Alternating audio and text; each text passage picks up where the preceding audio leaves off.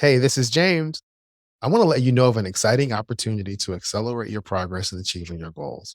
On Friday, April the 14th, from 11 a.m. to 1 p.m., Engineer Your Success is hosting an advanced training session on crucial conversations. Participants will be equipped with the skills and knowledge needed to recognize, respond to, and navigate crucial conversations effectively. This is going to be a combination of lecture, discussion, breakout sessions, and hands on exercises where participants can gain practical tools and strategies that they can use to communicate more effectively and win at work and at home. You're going to build stronger relationships and achieve your goals. You can use the link in the show notes to register for this advanced training session today.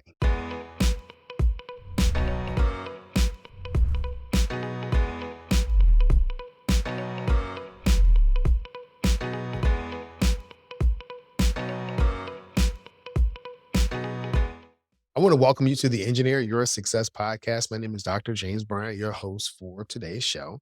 This podcast provides tools, tips, and techniques to help you achieve success both in business and in life. It is my pleasure to guide you on your journey to designing a life where you can win at work and at home. I want to just thank you again for showing up for me today, for the podcast community, for the community that we're building on LinkedIn. Today's episode is going to be keys to unlocking team success through effective communication. So, this is a continuation of a series of episodes that we've been doing in response to a market research survey that we conducted on LinkedIn of engineering professionals.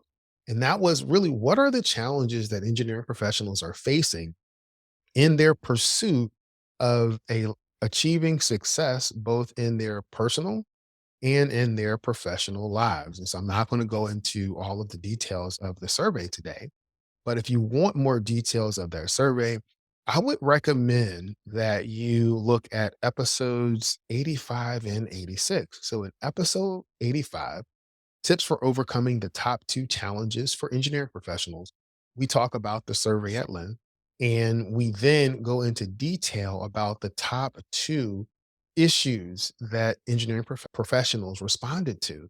And those issues were diminished work life balance and burnout and stress. The other episode where we covered a little bit more about the survey is in episode 86. 7 tips engineers can use for more effective communication. And we touched on some team aspect of communication, but that was not the focus of that episode. So today's episode is really focused on you as a leader. How can you unlock the success of your team through using effective communication? Another episode where we started looking at a team focus was episode 87, how to engineer team success using time management and productivity.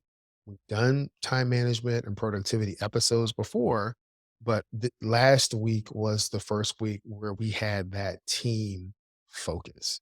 So it was absolutely, we had a great time. And I'm just continuing to look forward to providing value to our community. Before we get any further into today's episode, I do want to take some time for a big thank you and a shout out to everyone who attended the last Engineer Your Success on ramp on mastering crucial conversation. It was a great meeting. In fact, it was the most well attended Engineer Your Success on ramp that we've ever had. We had over 20 plus engineering professionals that were there that were talking about some of the challenges that they face in mastering crucial conversations and getting some strategies that they can actually apply to their life to help them to win at work, to help them win at home right there during that session. So the next Engineer Your Success on ramp is scheduled for April the 28th from 6 p.m. to 7 p.m. Eastern Time. And we're going to be talking about boosting your productivity and eliminating procrastination. So if you have a task or a project or something that you've been wanting to do, and for whatever reason, you have not been able to move forward to do it, guess what? You need to register for the next Engineer Your Success on ramp. If you've been thinking about taking the professional engineering licensing exam, or taking that fundamentals of engineering exam and you've been holding back, right? Something has been holding you back from taking that step, then you're procrastinating. And if you want to get some practical strategies and tools to help you overcome that, then you want to be at that Engineer Your Success on ramp on April the 28th from 6 p.m. to 7 p.m. You can use the link in the show notes to register for that meeting. And if you're new to our community, guess what? The Engineer Your Success on ramp is a complimentary monthly session that we have to just provide value back to the profession that has provided so much value for me. So again, hope to see you there. In fact, not I don't hope to see you there. I look forward to seeing you there on April the 28th. So today's episode, keys to unlocking team success through effective communication. So when I was thinking about this and thinking through effective communication and where does this fit and how are we going to frame it in a way that could continue to bring value to you, our audience, I really do think that this episode will benefit engineering professionals, team leaders, and anyone looking to enhance their team building skills. And some of the value that you'll gain from listening to today's episode and just us engaging in this conversation, are some practical insights and strategies on how to improve communication within a team. It's actually based on real world experience and expert knowledge. This can really help you bridge the gap between theory and practice, and will help you really to implement these strategies effectively in your life, both your personal and your professional life. This episode is going to help you deliver enhanced team performance because you're going to be able to create an environment that fosters collaboration and innovation. And that collaboration and innovation will continue to improve your performance and impact however you're measuring your bottom line, right? If you're the owner of the company, then you want increased profits. If you are a team manager, you want some profit, you want increased profitability and efficiency in the team that you're managing. This will help you achieve both of those things. Number three is I would say it's going to help you win at work and at home, right? So by understanding the principles of effective communication in a team setting, it's going to enhance your ability to effectively navigate these issues in any setting where you're dealing with groups of people. This is going to help you to reduce team conflict and it will improve your decision making.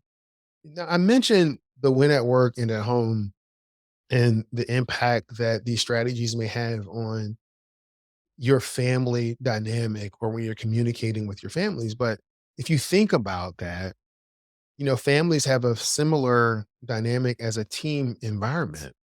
So as you learn to leverage effective communication to unlock the success of your team members, and now all of your team members are different, all of your team members look at you a little bit differently. They're not uniform, like your family is going to not going to be uniform. But if you're able to look at these strategies, step away and say that these strategies helped me better effectively communicate with my team, I can absolutely guarantee that there's a way for you to apply these strategies to help you better effectively communicate with your family. So when I think about the lack of communication, right? So we want to unlock team success through effective communication, but what are some of the issues that happen when you're not communicating, when you're ineffective as a team leader, as a business owner in communicating the things that you want done? One, there's going to be low morale and low motivation. So inadequate communication can create a sense of isolation and attachment among your team members. And that's going to lead to low morale and low motivation. When team members feel unheard and disconnected to the team's objectives, they are going to be disengaged and less productive. Another consequence is the lack of communication tends to increase conflict and tension because there are unresolved issues, misunderstandings happen. their incorrect assumptions. All of those things fuel conflict and tension within your team. And that just creates a negative environment. I don't know about you, but I don't want to work in a negative environment. I've worked in a negative environment before many, many years ago, and it wasn't fun. Right? It's not fun to be in a situation where nobody's really communicating, or if they are communicating, they're communicating ineffectively. And you can feel the tension in the room with everything that's going on. Another thing that poor communication leads to from a team dynamic is poor decision making, right? So if the communication is not sufficient and it is unclear, then how do you expect your team members to be able to make good decisions? They can't. They don't have the information that's needed to make those decisions. And so you don't want to support, or you don't want to promote suboptimal performance by not communicating what needs to be communicated. Another big one to me is that the lack of communication is going to reduce innovation and collaboration, right? Because it is not going to create an environment where you have this cross pollination of ideas. And then there's also going to be decreased trust and decreased accountability. So the lack of transparency and open communications can erode trust between your team members. That's going to lead to decreased accountability. And when team members don't trust one another and they don't trust you as a leader, then they may cut corners. They may not do everything the way that you want them to do it, because they know you are not going to hold them accountable. They're not going to be held accountable. So, can you think of any stories or times in your life where you were in a team dynamic and it was just really bad communication, and how that communication just wrecked? I mean, just absolutely wrecked everything else. I can think of a few, in my career, both as a young engineer as well as I was continuing to progress in my career. I remember being a younger engineer. You're sitting in the meeting room, you have some ideas, but the team leader really was not open to anyone expressing their ideals. It was more, they were less of a team leader and more of a team dictator. So, how many of you know some team dictators? Or I hope this is not the case. But if this is the case, what I'm about to say, then you've tuned into the right episode. Are you a team dictator? Are you the person that comes into the meeting and you know exactly what you want done, how you want it done, and you're not really engaging your team to do the work? You're just telling them what to do. Is that you? Okay. If that is you, then you absolutely want to listen to ways in which you can use effective communication to unlock the success in your team, to pull them into what you are doing, to engage their ability to think independently, to engage their ability to collaborate, and their ability to bring innovation to the problems that you may be facing. So there are two um, keys that I want to talk about today. And so I'm briefly going to mention the keys, and then we're going to get into a little bit more detail. Key number one is being able to set very clear expectations, right? You want to be able to set crystal clear expectations for what you expect from your team, what you expect from yourself, not only the outcome, but what the expectation is and the cadence of communication and the cadence of work. So that's one key. The other key that we're going to talk about today is your ability to encourage open communication.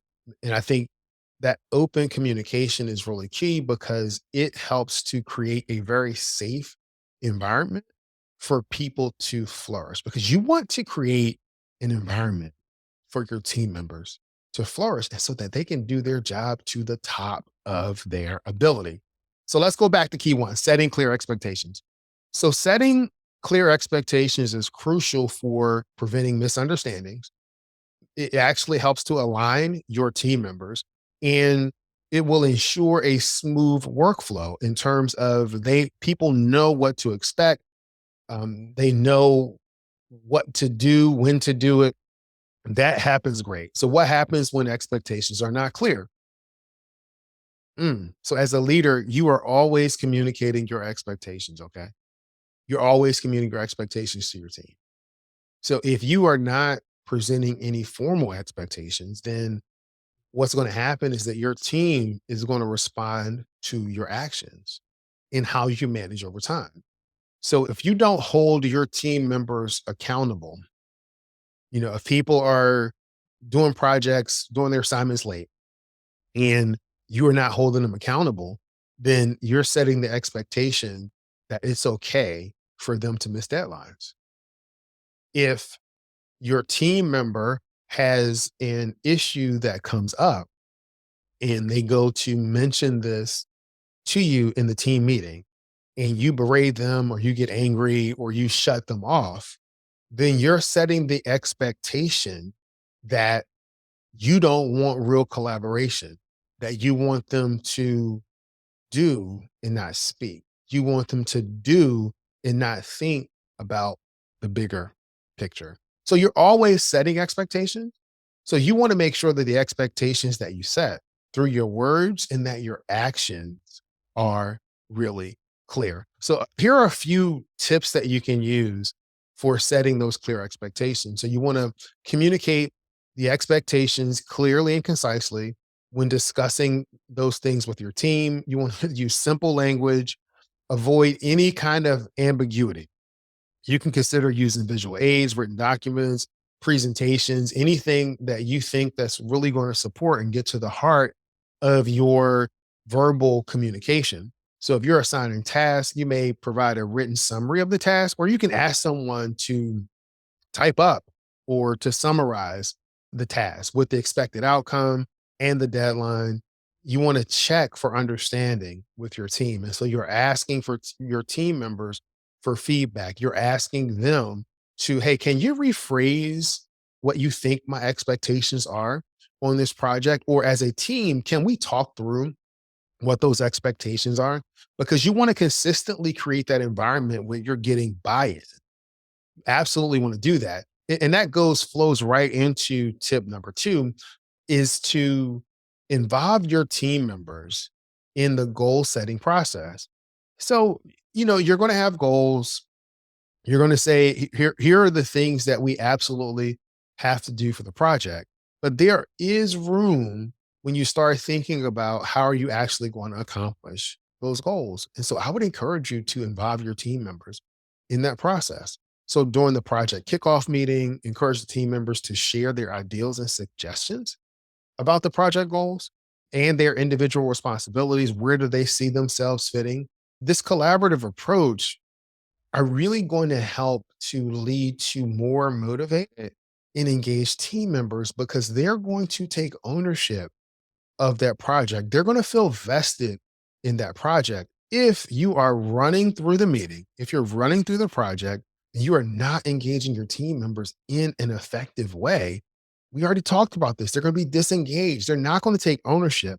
And when it comes time to go the extra mile, they're not going to have it to give because you, as the leader, have not invested in them to be able to help them have that ability to move forward and to move past what it is that may be hindering them from moving past. So, the last thing we'll talk about in terms of setting clear expectations is just really using or leveraging the power of accountability to reinforce your expectation. So, you want to regularly remind your team members of the expectations and provide updates on the team's progress. And you want to engage them to provide updates to you. You can use those team meetings, the one-on-one check-ins, written updates to reinforce the expectations and discuss any changes or updates as needed. So during your weekly team meetings, you can review the project goals, discuss the progress, and address any roadblocks or challenges. Providing feedback and support to the team members in achieving the expectations is essential for maintaining alignment and focus. So you're leveraging accountability, you're continuing to reinforce the expectations, and you're creating this feedback loop. So the other key that we're going to talk about today is encouraging open communication. So, you know, when I think about this, open communication is really an essential component for a successful team. Why? Because it helps build trust, it fosters collaboration, and it will absolutely enhance your productivity. Open communication enables members to express their ideals, concerns, and provide feedback freely, right? Without encumbrance, without hesitation. So, however, when you're creating a culture of open communication, at times it can be challenging, really depending on the size of your team. But there are a few things that you can do to help to create that open communication. One thing that you can do is create a safe environment for sharing ideas. We talked about this a little bit earlier, and I talked about my experience where I'm in a team meeting. The manager is really kind of more of a dictator, and you go to say something, whether it's an objection or a great ideal, or you want more clarification, and you feel as if this person is running over you. So I don't know about you, but when I was younger, when that happened to me, I would tend to get into my shell. I would think, well, the expectation is not for me to actually contribute, it's just to do. And that really didn't feel good for me. It wasn't something that helps to really stoke my fire. What it didn't bring excitement to the work what I was doing. And so if you're a manager, you want to make sure that you're creating that safe environment where your team members can freely express their opinions and ideals, even if those ideals are not yours, even if those ideals are directly the opposite of the path that you want to take, right? You don't want to criticize and dismiss their contributions.